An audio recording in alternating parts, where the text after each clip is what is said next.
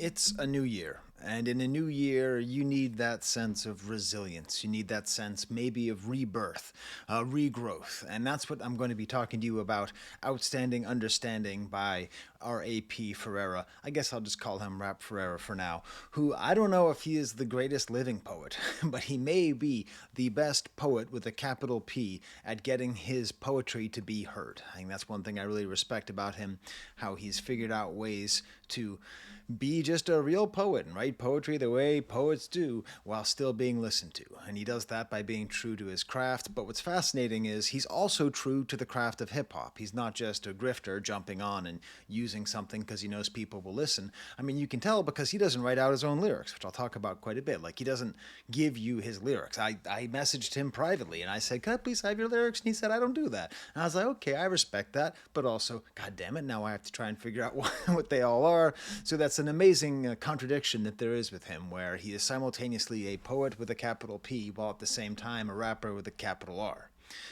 And also, just not for nothing, because the production I will not spend too much time on, but most of it's by someone named Randall Bravery, which is a fascinating name. I don't know if it's another pseudonym of Rap Ferreira, but whoever Randall Bravery is, it's a name to watch because it's a super well produced album. It's a very minimally produced album. By that I mean it's not like it goes into like A part, B part, bridge. Most of the songs are like 2-3 minutes long for reasons that we will see. I don't think they are half cooked. I think it is more that they are simple ideas of great depth that are communicated clearly. It has sort of the directness of a mixtape, which, if you've been watching my channel, you know that's something I love.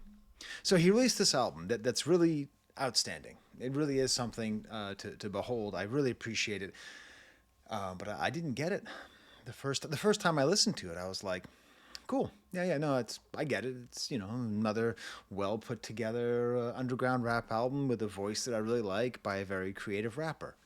Now, that's where something called paratext jumps in. Now, paratext is everything that is around an album. Okay, so that can be the album cover, that can be the album title, and that can be liner notes. So in this case, I happened to go into the liner notes of Bandcamp and realized that this album is a very personal album. A very personal album to him, and me, because it is a divorce album. And I have been now happily divorced for 11, 12 years now. But it's been a long journey, and a journey which I don't really talk about that much on this channel. I don't really address it because, let's be honest, there's not much music that is actually about divorce, especially from a father's perspective, especially from a man's perspective. Now, listen, a lot of that's kind of societal because, in general, men have not even had a chance to have joint custody with their kids up until, I don't know, 20 years ago. And in general, many men were just happy to just go off and move to Florida and start a new family and do whatever it is. What about the rest of us? What about the rest of us? You want to listen to a great divorce album? Or we got Casey Musgraves, we got Fleetwood Mac, but what about for the fellas? Are the fellas in this mother effer? You know what I'm saying?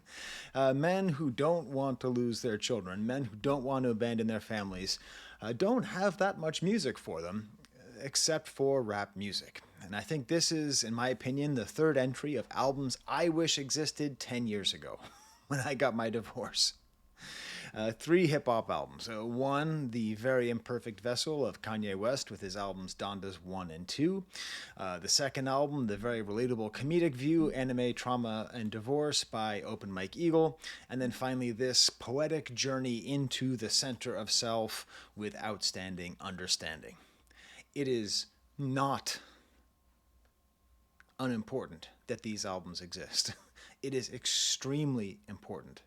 And it's perhaps even ironic because rap music has, since its inception, been criticized as having limited emotional range. And yet here we have it expressing an emotional range which I have not seen in rock and roll, in folk, in country, anywhere. Men who want to be good fathers after a divorce. Thank you for auditing the always positive new music review show, hosted by a French professor who finds this album to be harrowing. I mean, it's, again, the first time I listened to it, I was like, cool. I like it. I liked his last album. I just like it. I just like Rap Ferreira's style. I like his beat selection. I like his enigmatic style. And then I read the liner notes, which I am not going to read all of them to you, but I'm going to read a lot of them to you. And I'll take a little break to talk to you about my experience, because so much of this is very, very, very similar to things that I went through. Now, listen, I don't know this, man. Okay, first of all, first caveat.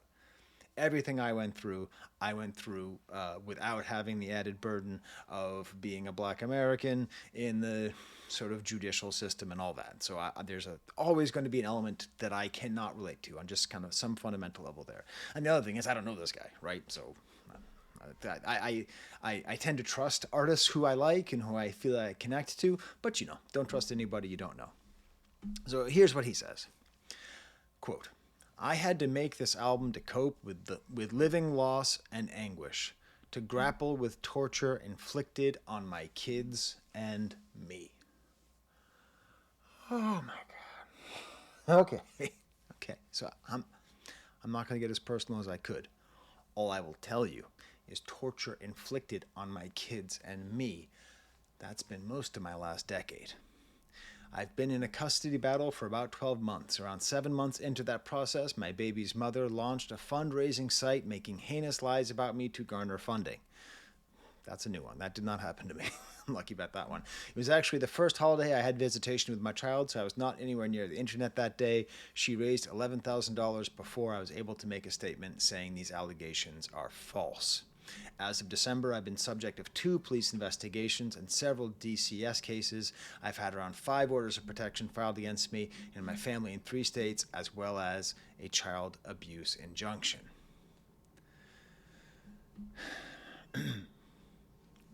The system is good because there's a low burden of proof to accuse somebody. Wait, is that the baby I'm in charge of or the baby my wife's in charge of? I think I have to pause the video 1 second. We're good. That was the baby that my wife is taking care of. Anyways, the system is good because there's a very low bar to get orders of protection. Like, you could, I don't know if you know this, you could go to a courthouse tomorrow and file an order of protection against your best friend just as a joke. Don't do this, but you could, and they would have to stay away from you. And if they didn't stay away from you until the hearing, they could go to jail. Okay? Now, this is very good that this exists because it's very hard for people who are in abusive situations to get out of them and to get the protection of the state. It's very good up until the point where it is abused by bad actors. Because it's so easy to abuse, one may find themselves in one or multiple court proceedings that have nothing to do with reality because there is no barrier of proof to declare it. The sense of injustice that one feels when one is not abusive, when one has been abused and is being accused of abuse, is perhaps the greatest pain I or anyone else has ever felt. So, when I read this, I am losing my mind.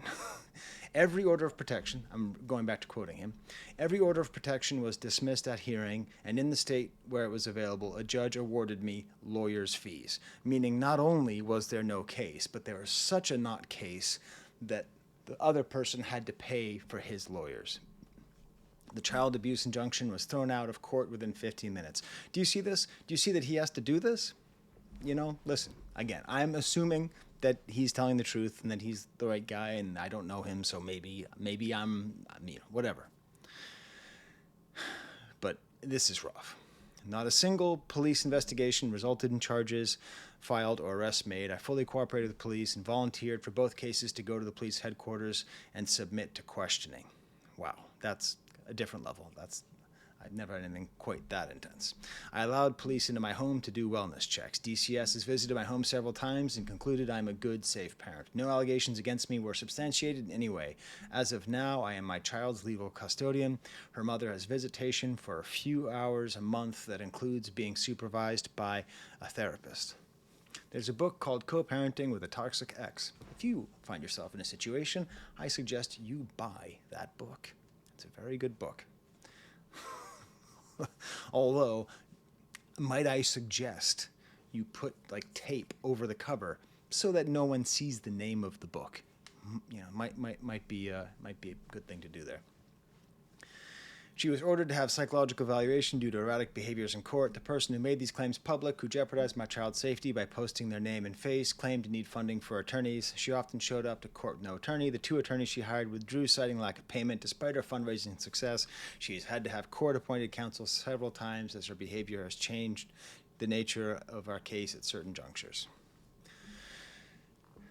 So all of this is in the album, and if you didn't read this and you just listen to the album, it's actually possible that you'd miss it. You wouldn't understand that this is a heartbreaking, staggering work of genius. You wouldn't necessarily get it because his style is so poetic. He's not going to be on the nose, okay? Again, go... I think if you're having a relatively, if you're having a normal, difficult divorce, okay? So by that, I mean, like, it's the worst thing that's ever happened to you, but none of this stuff is happening, I suggest going to the Open Mike Eagle album, because that's just... the way he talks about getting tattoos and working out and, like, trying to refigure out who he is, that's great. That's like the How Stella Got Her Groove Back style, like, empowerment stuff. This is a whole nother level. That's why I wish I had this album, because there are a lot of times where I was sitting in a courtroom where I could have really had this album in my head. When all this came out in the shocking manner it did, I lost many friends, people I thought I knew my character, people I thought would at a minimum spare a phone call to find out for themselves what was up, immediately stopped speaking to me. They shunned any conversation. Total stranger making allegations without evidence was proof enough for them. Despite being cleared through police investigations and court dismissals in some circles, I will always be a pariah. I can't really relate to that because I haven't gone through anything this intense, but I will say that when you get divorced, you do lose a lot of friends. You lose a lot of people. Even people who don't take sides, they feel like divorce is contagious and they don't want to hang around with you because people get ideas. It's not actually contagious, by the way. Just 50% of people are not in marriages they should be. Other friends, really my family, wasted no time. They lifted me up. They cooked food and sent money. They called regularly to check in. They defended my name in spaces and rooms I wasn't privy to. They gave me beats. They helped me make my art. They made me laugh and gave me scripture to read. They kept watch to make sure my family was safe. When the death threats poured in, all my children have always lived with me. My friends know that.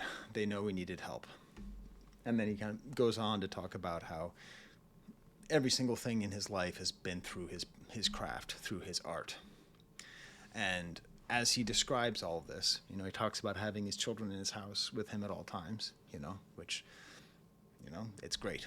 When you can have your children in your house at all times, that is great. And that takes a lot of effort, and sometimes it doesn't happen, and sometimes it takes years to happen, but when that does happen, it's the greatest moment in your life. Outstanding understanding is the fruit of intense meditation and solitude. All of my children are home safe, and my refrigerator is stocked plenty. The poet will always write away. So that's the context of this album. And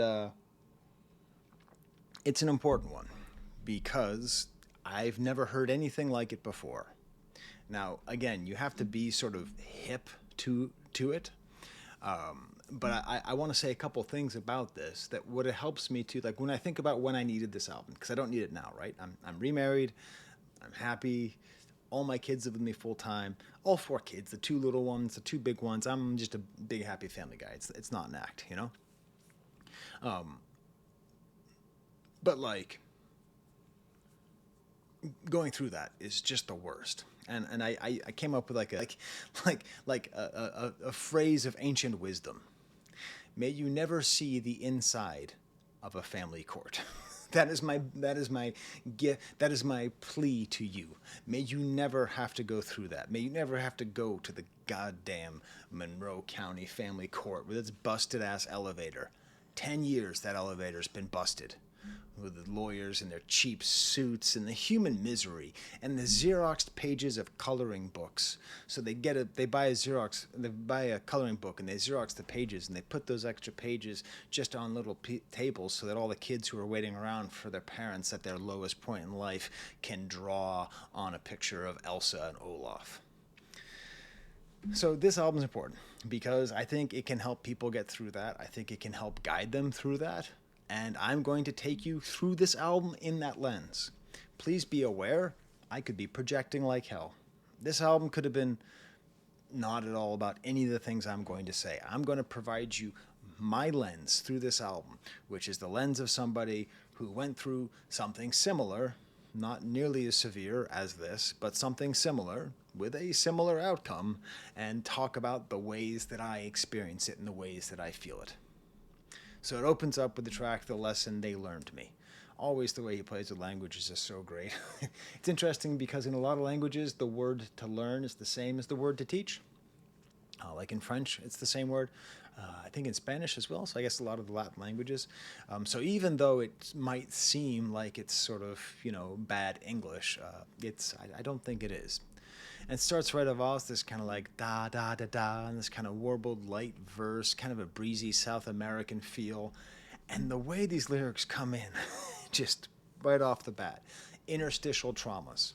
That's the opening. Interstitial traumas, missiles and commas. I'm missing my mama. Just interstitial traumas, in between things. That his life is trauma in between things. Missiles and commas, like, I assume that's like trying to figure out how to write, but then also having, I'm missing my mama. I got my parents to move up here. So my parents lived in Boston. I live in the Rochester, New York area, and I got them to move up here. And the way that I did it was they were kind of proud people, and they didn't want to move, but they couldn't live on their own. They were too old. I just told them, like, hey, I just went through a divorce. I need my family here. And I thought I was lying to them. Like, I thought I was like getting one over on them by making them think that I was going to be dependent on them. But I was. It was really important for me in those years. So it's not a joke, missing your mama. Calm command of a menacing voice, hesitating, it's your choice. That's the lesson they learned me, which is why right now, currently, all my children are home safe. The need to protect and know your children are safe is one of the greatest needs you can possibly have. And if you do not have faith that they are safe, and if you have no control over their lack of safety, it is a terrible feeling. And this song, just hearing that sentence, like, do you know how many times I just say that to myself? All my children are home safe. It's an amazing thing not to take for granted. Sniper, it was not recommended, you're fired. So here as far as I could tell, he's kind of going at his ex or whatever this is, whoever this person is that's doing this all to him, right? Like, it seems as though he's saying, like, you shouldn't have fired and I won. And then at the end, they had this whole idea, please stand by, your mythology was not up to date. So I'm going to completely just project what I think, okay? So feel free to ignore this entirely. But a lot of people, I think especially a lot of people maybe who grew up in some sort of traumatic situation or whatever, they can mythologize their lives. They can see their life as having sort of a shape or a sort of an arc. And sometimes events will arrive that completely upend your sense of who you are. So when I was a married guy with 2 kids and a job and all of that, I thought I knew who I was, and my mythology was I'm a family guy, and I'm certainly not going to be the kind of failure who gets a divorce, which is a terrible way that a lot of people think, including myself. And like, when you are confronted with a division, with just a like this, you have to rethink the way that you relate to your own sense of self entirely. So your mythology has to be up to date. I don't know. Spanish outro here, which I'm actually able to pick up a fair amount. I think he's talking about like this culture war that's happening. But anyways, I'm not going to get too into it. And I just want to say, like, if you're out there and you're going through a divorce and you somehow came across this review, it will get better. As long as you work on yourself, don't pick up any addictions, it will get better. So I was singing this song with my 2-year-old today. I was getting ready to do this review earlier today, and I was singing La La Las. Next song is called MHD, which sadly is not a cover of a song by one of my favorite French rappers, MHD. MHD stands for Miracles Have Details. God, this beat is awesome. It's these like cacophony sounds, almost sounds like a call to prayer, sort of Middle Eastern thing. And then it just settles into this really awesome, chunky, jazzy beat. Let me not elaborate, will not be surrendering my seed to the magistrate, constable, or commonwealth. Oh my God. See, this is okay. People hate poetry. I hate to say it, but people hate poetry. And the reason that people hate poetry is because they hate not knowing what something means. You know, where is he? Where's my guy? Where's the guy who drives me so crazy? He's over here, right? Come on, get over here. Get over here. Yeah, here he is. No, yeah, okay, fine. Rambo. We'll go with Rambo. We'll go with Mallarmé. You know, all these kinds of great poets that I've studied and I've hated because I want to understand. I want to understand. You know, but you don't understand. It's not clear.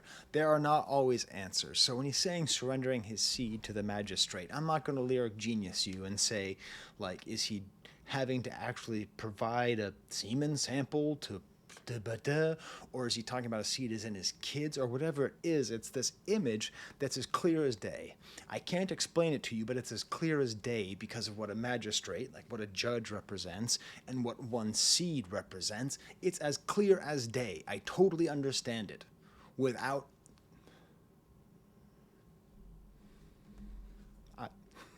I overstand it. So...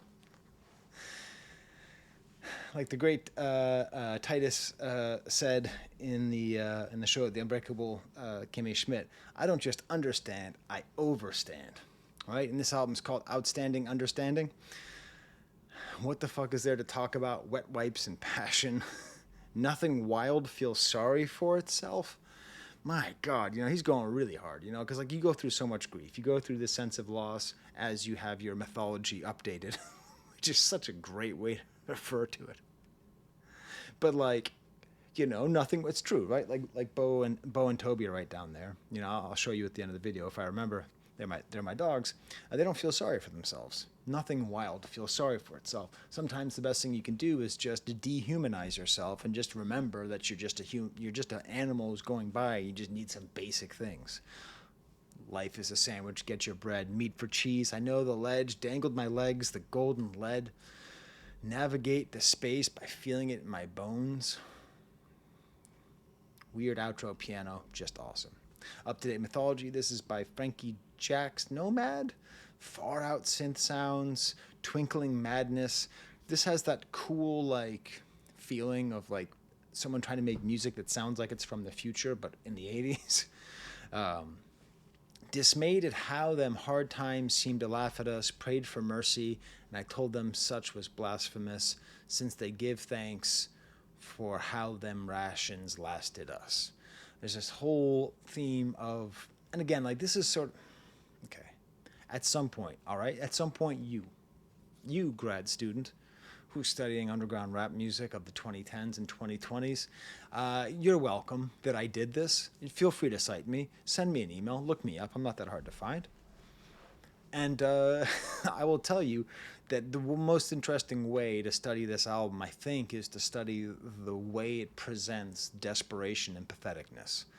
The way that he's so comfortable with this state of patheticness and desperation, and how these hard times are like actually getting at him, and his way to overcome it is to acknowledge it and then get by it, and how so much of his bravado seems kind of like not a cope, but like a fake. I'm wondering, if I wanted to walk away, would you make that hard for me? Pretty simple question. Pretty simple question. It appears as though the answer was yes. I mean, no. I was yelling freedom. They was screaming free and dumb. Poets get to be goofy. That's a goofy line. I sat still and let the sting of betrayal hit my face. I severed them off like limbs, humming hymns while I did it. This is that thing. I think, as far as I can tell, he's talking about losing his friends in the divorce. And I didn't want to make it seem like I didn't lose some friends because of horrible lies that were told about me, but it sounds like this is on a different level. But yo, This is a great way to put it. This is a great way to put it. I sat still and let the sting of betrayal hit my face. You know, whenever like I had a good therapist when I went through my divorce, and he described it. And this is a good way to describe grief of any kind.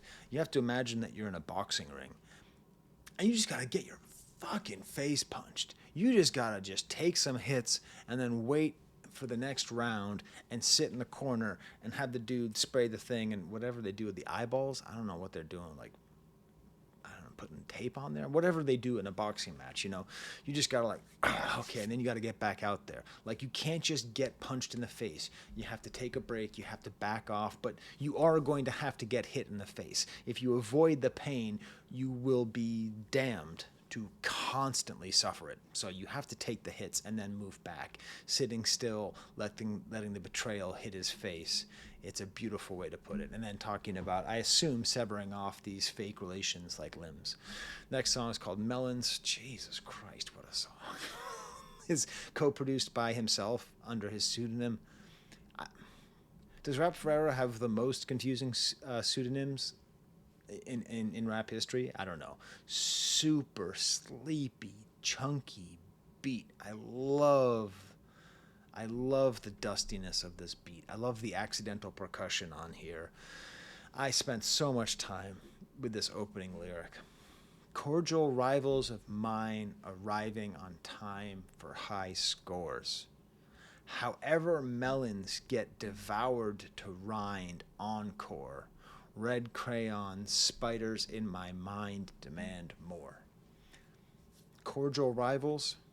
That sounds to me like opposing counsel. That sounds to me like an aggressive judge, because everyone's cordial. When you go into situations, everyone's cordial. Everyone is trying to cut your face off and kick you in the teeth, but they're doing it while being cordial. And of course, they arrive on time. And thinking of court as a high score, it's awesome. However, melons get devoured to rind. Like this image of just this destruction and consumption, red crayon, I'm picturing, and I don't know, I'm picturing a kid. I'm picturing those coloring pages. Remember, I'm not lying. If you go to the third floor of the Monroe County Courthouse, okay, if you go there and you go to there's this little room where you have to go sometimes to get files like, stamped or whatever. They have a little bin there for the Xeroxed coloring pages with the crayons. Spiders in my mind demand more. I don't know. I don't know, Rambo. I'm sorry. I can't answer what that means. I can just say I overstand it. And then this might end up... Okay, I also kind of read some amount of horniness to this album, because that's the other weird thing. Like, when you get divorced, you're like, oh, I can do this now. So I think maybe the second half of the verse is about this, but I don't know. He does say 369. Right? Isn't that what they say in Get Low? 369. I love the way they let the beat ride here. Honor when honor is due. This is produced by Bullies of the Boulevard. Kind of a vaporwave beat here. Far away 80s soft rock. And this is just some other dude just spitting wisdom. Just a thing that happens in a lot of rap albums. You just get some old dude to just talk. The greatest revelations I had was when I was by myself. Outstanding understanding when you are by yourself. That's what he's explaining. And this, like the term outstanding understanding is so goofy, but so profound. Because it's like, to have a normal understanding is one thing, but to have an understanding that is outstanding is a different thing. And that's what it actually requires to get new mythology. To have your entire sense of self, the way that you have mythologized your own existence, to have to redo that, you do have to start again. You do have to. And that's the thing, this whole like alone thing, when you're going through this separation stuff and this divorce stuff, you end up finding yourself alone for the first time in a long time. And alone in a different way. Like maybe you are alone, but like you are alone in a different way. When you are in your house and your kids and your wife are not in your house with you, that is a kind of alone that cannot be replicated on a business trip or a concert tour, okay? So this guy right here, if you are an adversary of the truth, we don't need to know each other. Man. It's great. Then the next track. The poem presents a glimpse, Bullies of the Boulevard again. This is the most impressive production. I cannot. Okay. I believe it is an Isaac Hayes song. I believe I know which one it is, but I will not say because I do not sample snitch without express permission. But it's so cut up, anyways. It's just so awesome because he sings along with it, and the way that he sings along with it in common, it's like this kind of love song. And these lyrics, I lay in bed wondering where I went wrong, and then it gets right in with Isaac in the back going, we sleep, why I see red, wonder why I always gotta be so strong. Mr. Ferreira, why did you write that line? Wonder why I always gotta be so strong. Because that's the thing. Taking Donda out of the equation here, like, it's hard to be a good man. It really is, and especially when the world kind of assumes that you're not, and like you have to be strong in a certain way, and when you are like the more responsible or more psychologically stable partner in a relationship, any relationship, that's a work relationship, marriage, whatever, you have to have a certain kind of strength. And it's just like, I mean, that's why I'm so happy because, now I'm happily married and my wife is just awesome, and she's the reason I have these new cameras, why everything looks so nice now. She even helped me stop shaking the goddamn camera so much like I did in my last Drake video. Like when you're married to an equal, then you just don't have to be so strong. You can be weak, you can be forgetful, you can be imperfect, Oh, it's awesome. You can smile. The poem presents a glimpse, the reality kills you. And I think that's what he's doing here. I think he's providing a glimpse into what he's going through, but the reality would kill you the way that it's killing him. It does seem like he's having fun with this track. Seen it coming, but I wasn't running. Seen it coming, but I wasn't running. There's also, in these kinds of situations, a sense of inevitableness. And then he just has a line, which I don't know what it means, except that peanuts gangbang on cashews, I tip my top hat and skidoo? I don't know. Listen, I don't know. Does that mean anything? Is that just having fun? Okay, you tell me, person watching here, what does peanuts gangbang on cashews, I tip my top hat and skidoo? Don't you dare tell me that Mr. Peanut wears a top hat. I know Mr. Peanut wears a top hat. I've been knowing that since before you were born, probably statistically, okay? So I get the tip, but skidoo? Peanuts gangbang on cashews? Because peanuts are more common and cashews are more... I don't know what that is. Somewhere in the lush verdant field in the middle of Tennessee, I let out a little of the riddle in me, to keep the lights running. This is what he's doing. He's letting out a little of the riddle to keep the lights running. He has to tell us a glimpse into the pain that he's going through in order to keep the lights running. This album's only on Bandcamp or something? Damn it. I spent so... It's okay. I don't blame people for mainly wanting to hear about Drake and Kendrick.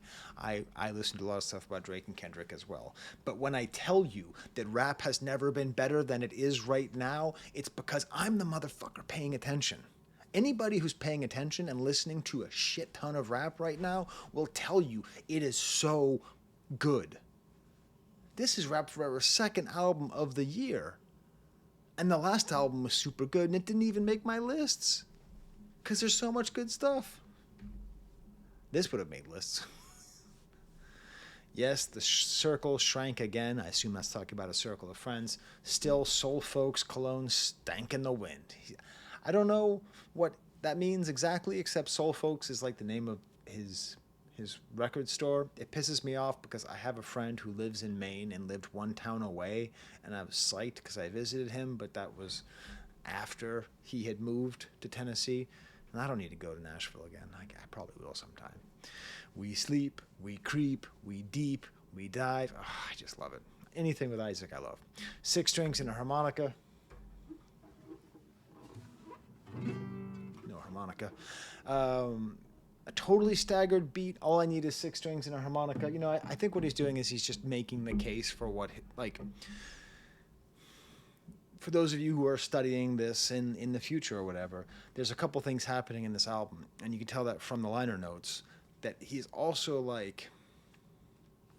So going through any legal process, if you've never been through it, it is literally just burning money with a check. Like every time you have to send your lawyer, like I am just confirming that this, I am confirming that this document was sent. You send something like that, you just spent $80 having a lawyer read your email. Like you're just like, just the whole time.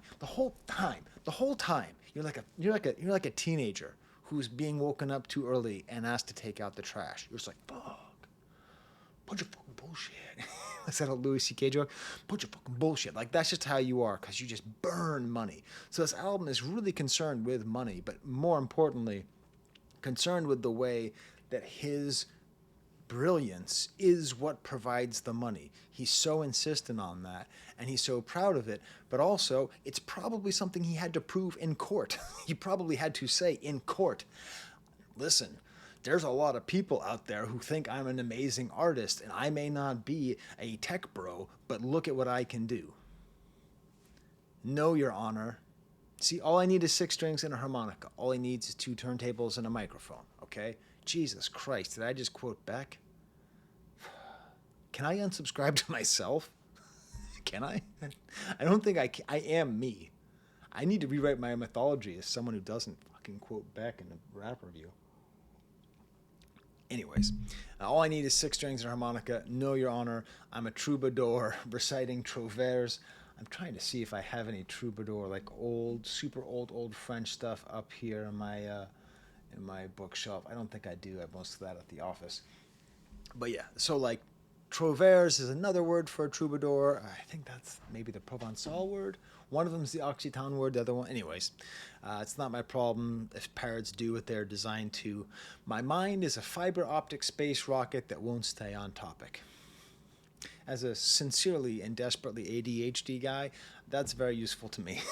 I'm just going to say that next time my wife asks me a question and I don't know what she just said. Oh, yes, dear. My mind is a fiber optic space rocket that won't stay on topic. This kind of has a hook, too. Konnichiwa, Habibi. The flow come freely. The goal bears repeating. My whole self staring at the ceiling. Okay, so this is what I'm talking about. This is what you need. My whole self staring at the ceiling.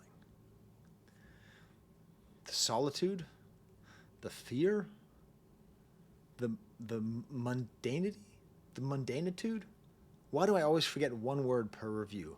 The mundaneness, the mundane nature of this. He is sitting, sleeping, lying in his bed, and his whole self is staring at the ceiling. Not just his eyes. Everything in him is staring at the ceiling. Because when you're staring at the ceiling, you're in a state of whatever the hell's going on in your head. It's like a green screen for your psyche. Like when you're staring at the ceiling, if you're in love, then you see the person you're in love with. If you're staring at the ceiling, if you're anxious, you see the thing that you're anxious about. What is happening to my power? It's because I quoted Beck. All of a sudden, everything's just marble mouth right here. My whole self staring at the ceiling. Beautiful poetry. And this is what I'm talking about. I've read a lot of poetry. I've read a lot of poetry in The New Yorker. I've read a lot of poetry in collections and all that. You're not going to get better than my whole self staring at the ceiling. I love the way the piano sample falls apart. Reciting the Alpha's Bet, almost a waltz-like sample. Sounds like an in-between scene in an old movie. I remember thinking the water felt tepid, yet it was boiling in seconds. Suspended sentences in the middle of direct questioning.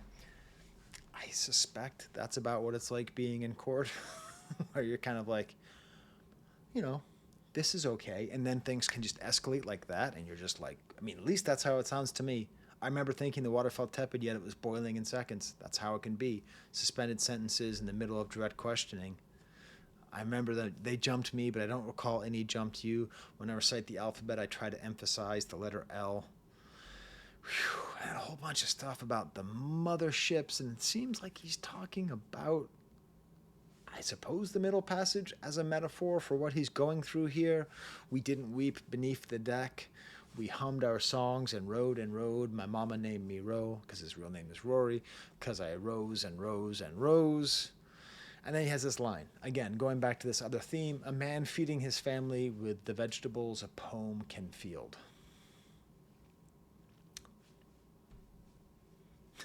And then, video games, man. Video games. Insulin before pasta. Piston Honda at the regatta. Probably. I don't get these lyrics, but I definitely get. Well, I suppose insulin before pasta because, like, if you have diabetes, pasta has a lot of carbs in it. I don't know. But Piston Honda is a character who you have to beat if you want to. You have to beat twice in Mike Tyson's Punch Out. And in between rounds, man, he stunts on you. He tells you you should wear a helmet when you fight me.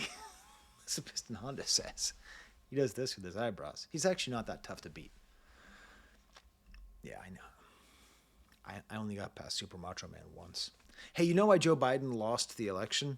It's because he is Super Macho Man from Mike Tyson's Punch Out. Now that I've told you that, you go back and you look at Super Macho Man and you look at that. If he had leaned into it, you know? Culture Jammer, Bullies of the Boulevard, another one here, swirling piano sample. Great. Okay. If I could have one complaint about the album, I don't see how this album ties into the greater themes because it mostly seems to be about like being anti kind of rap bullshit. But there is this great line, seems natural, Bowser Peach Castle, mustache tickling a mighty deep asshole. The void winks back. So I guess that's the image of Mario eating salad. Bowser? That's what the void winks back. Bowser's winking butthole. I don't quite get it, but I like it. Cats be hardcore and lose a battle to lactose. Very funny line. And then he gives his life advice. This is what's necessary, by the way. Walk, stumble, fall, get up. Okay, I'm doing my best here. I had to type these all out. I have like my babies like crawling on me. I had to empty out the garage. This is not an easy album to review when you're just doing all this stuff, you know.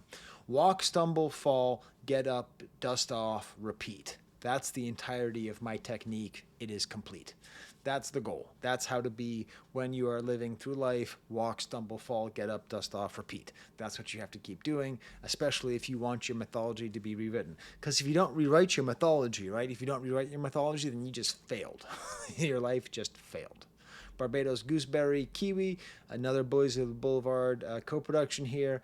Again, kind of sound of prayer, Middle Eastern sound, but then there's these great guitars which sound like sort of like they're from Mali. I would assume the sample is here. This might be another kind of like, hey, I'm getting into the dating scene again. I don't really know. She's batting eyes. I can't surmise. Half a battle of Paco Rabanne. Hey, Paco Rabanne, get off of the Genius page, okay? Do you know how many times people walk into my office or walk into my room and I'm on Genius and it's just like the Paco Rabanne model with his shirt off, just like I don't need that, you know? Rather difficult. Jesus. This is like the longest beat, I don't know, longest song. Life is full of contradictions. The tinkling bell over a low bass beat. Okay. The crack in my soul refracted to the whole made composing this rather difficult. So there's multiple things happening on this album. He's going through a divorce. He's going through it. He's trying to figure out how to get back up. He's proud of the fact that he's able to make a living off of being able to rap and write poetry. And also, trying to write poetry is more difficult because of what he's going through. He appears to be talking about the relationship itself, because we had been friends for a decade, then a child changed everything. Maybe rethink that line, because that makes it sound like the children had anything to do with the divorce, and it's really important that children know they have nothing to do with the divorce. I always told my kids they are as responsible for the divorce as the garage door handle. So, anyways, couldn't make sense of it. my soul or the wedding ring. I've never been defensive. Go ahead and stab. He even sort of like kind of ego trips on this album, on this song a little bit, but again, it seems maybe false. Oblivious Butterfly, another killer chunky beat, weird stabbing sound, overly worked first verse, and ends with this like nightmare bus. Again, this image of fighting. Can I lay down on this mat and bleed a little? Maybe this is the Piston Honda. Maybe he's got my therapy. Listen, maybe we got the same therapist. Maybe my guy moved down to Nashville. I don't know. I haven't seen him in a couple years. Can I lay down on this mat and bleed a little? I'm telling you, this is the kind of stuff you need when you're going through tough times. Can I lay down on this mat and bleed a little? And he just goes into this doobie-doobie-doo part. He hangs out in bars. He's got a few scars. He's higher than Mars. He makes love in cars. His wig isn't neat. Of course, he's cheat. He drinks Sneaky Pete and don't eat meat. He's filthy McNasty. I get the sense maybe this is him in a sort of post-divorce alter ego. Then we get to when my eldest daughter asks how old I am. It is weird getting old because your kids become fascinated with how old you are. This cool xylophone beat with these compressed claps. Man, Randall Bravery. I hope I hear more from Randall Bravery. You know, this opening quote about age. And as blue as the sky get, that's how many years old I'm is. It's a great line. It's a great line. It's just a great line. You just, he's not going to write it down for you. So you don't get to look at it the way you get to look at whatever, right? So if you have like a Langston Hughes thing, and especially when we're kind of playing with language like this, when we're messing around with standard and non-standard English, you have, I don't know, crap game. Let me roll 'em, boy. I got my tail curled. If a 7 don't come, 11 ain't far away. And if I craps, dark baby trouble, don't last all the time, hit 'em bones. Like, I can sit there and spend a lot of time with the grammatical plays that he's doing here, the diction that he's using, the choices that he's making. I can sit there and I can study them, and that's what people do, and that's how you end up with books like that, right? But this line, as blue as the sky get, that's how many years old I'm is, requires that. It requires that because you, grad student in the year 2030 who's watching this video, you are sitting there and you are trying to determine, did he say how many years I is, which is a difficult non-standard English sentence, or did he go one step further and say I'm is, because that's what I hear. So, as blue as the sky get, that's how many years old I'm is. Language needs to be stretched. Needs to be. That's why I stand behind that's why I stand behind Southern rappers and trap rappers and all that stuff. I mean, they don't do it from this sort of elevated perspective, but they are messing with language. They are stretching language and the sense and the meaning of words to the absolute furthest.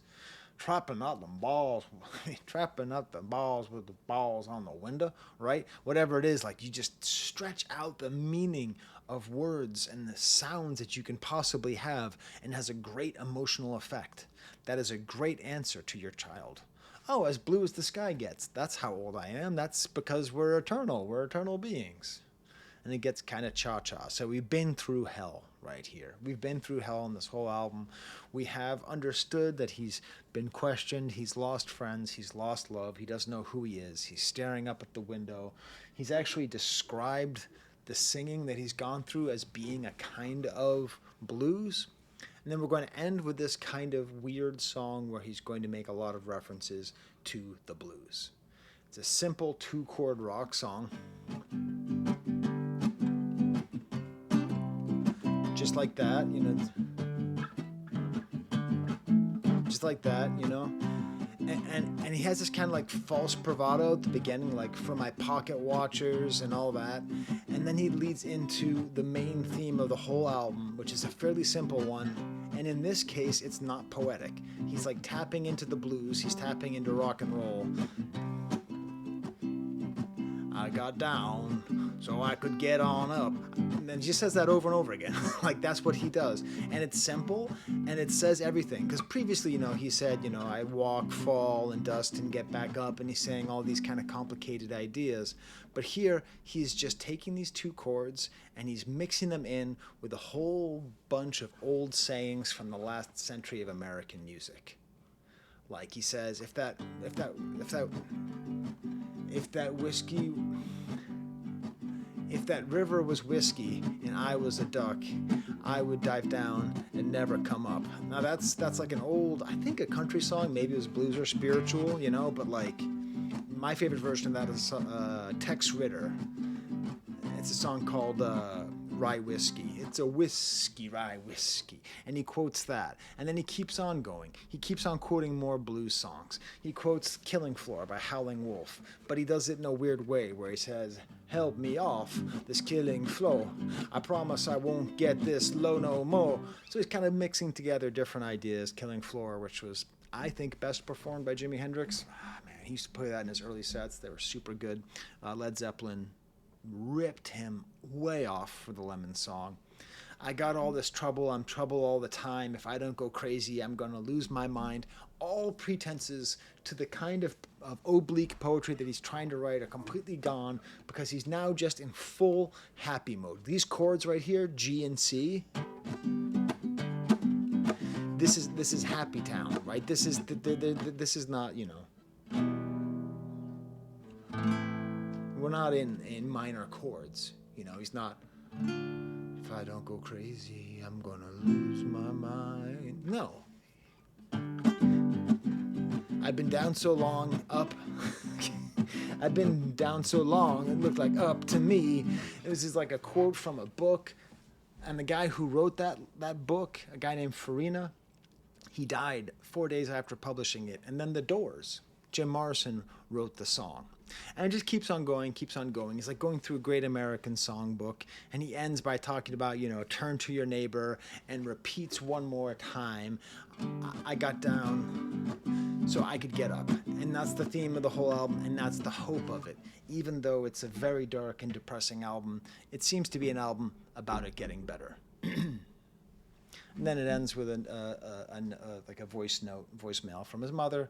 And hey, if you want to listen to this and not cry, you go right ahead. Okay, my mom died in 2016. I don't think she didn't really have the emotional breadth or impetus to say things like this. But you get through the storms of life, you're going to get through this. I love the growth in you. I'm always with you. It's beautiful. It's a hopeful album in the end that it will get better. So there you go. There's my review of the album by R.A.P. Ferreira. Thank you to everyone who told me that I should review it. I don't know how long this review is. I got this new thing. I'm all HD. 52 minutes. Jeebus Christ. The album's like half an hour long. I'm sitting here playing guitar. It's all right. This is my prediction. If you're watching this, you don't want it to be shorter. Because R.A.P. Ferreira's got really good fans. In my experience, he doesn't have a lot of casuals. So I hope you enjoy it. Now I got to figure out where the hell the camera is on my setup now. The camera is there?